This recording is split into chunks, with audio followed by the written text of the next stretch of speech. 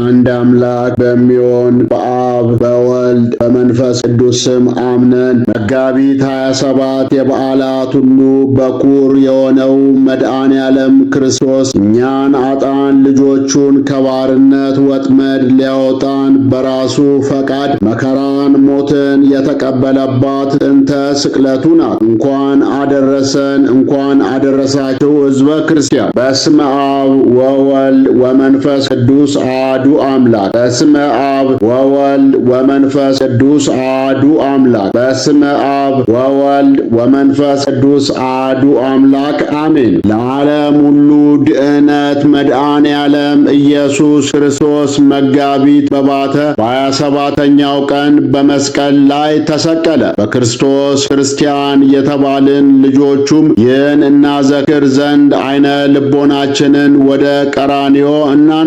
በዮሐንስ ወንጌል ላይ እንደተጻፈው አይሁድ ጌታችን ኢየሱስ ክርስቶስን ሊይዙት ወደ ጌተ ሰማኔ በመጡ ጊዜ ማንን ትፈልጋላችሁ ቢላቸው የናዝሬቱን ኢየሱስ እንፈልጋለን ሲሉት እኔ ነኝ ቢላቸው ከአንደበቱ የወጣውን መለኮታዊ ቃል ብቻ መቋቋም አቅቷቸው መሬት ላይ ወድቀው ተዘርረዋል። ጌታችን ሞቱ በፍጹም ፈቃዱ እንደሆነም በዚህ እንረዳለን። ለዚህ የጌታችን ኢየሱስ ክርስቶስ ፍጹም ትዕግስት አንክሮ ይገባል። ዓለምን በመዳፉ የያዘ አምላክ በአይሁድ እጅ እንደ ሌባ ተያዘ። ሰራዊተ መላእክት ለምስጋና በፊቱ የሚቆሙለት መድኃኔ ዓለም ክርስቶስ ሊፈረድበት በፍርድ አደባባይ ቆመ። በእስራት ያሉትን የሚፈታ እርሱ በብረት ችንካር ተቸነከረ። ሰማይን በከዋክብት ምድርም በአበባ ያስጌጠ እርሱ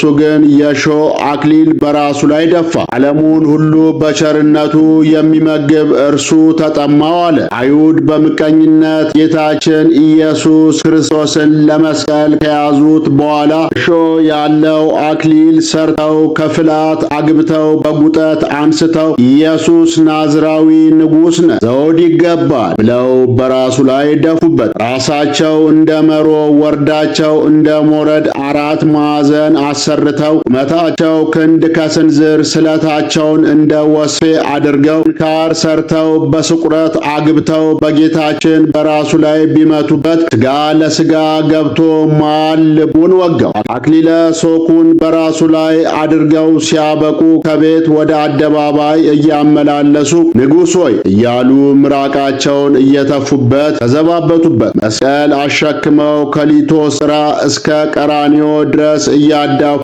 ሲወስዱት በምድር ላይ ጣሉት። ኋላ ያሉት ፍጠን እያሉ ገፍትረው ይጥሉታል። ከፊት ያሉት ደግሞ ምን ያስቸኩላል ያሉ መልሰው ገፍትረው ይጥሉታል። ከዚህ በኋላ ክፉዎች አይሁድ ቁመታቸው ክንድ ከስንዝር ስለታቸው ደግሞ እንደ ወስፌ የሆኑ 5 ችንካሮችን ሰርተው ባዶር በሚባለው ችንካር ቀኝ እጁን ባላዶር ግራ እጁን በዳናት 2 እግሮቹን በአዴራ መሃል ልቡንና በሮዳስ ደረቱን ቸንክረው የአዳም የራስ ቅል ባለበት ቀራንዮ አደባባይ ላይ ሰቅለውታል። የኋሊትም ማስረው አፍንጫውን ደጋግመው ቢመቱት ደሙ በመሬት ላይ እንደ ውሃ ፈሰሰ። ከጌቴ ሴማኔ እስከ ሐና ቤት ድረስ አስረው የፊተኞቹ ሲጎትቱት የኋለኞቹ እየለቀቁት የኋለኞቹም በተራቸው ሲጎትቱት የፊተኞቹ ይለቁታል። እንዲህ እያደረጉ ከመሬት ላይ እያጋጩ አሰቃዩት። ሳኦል በእግሩ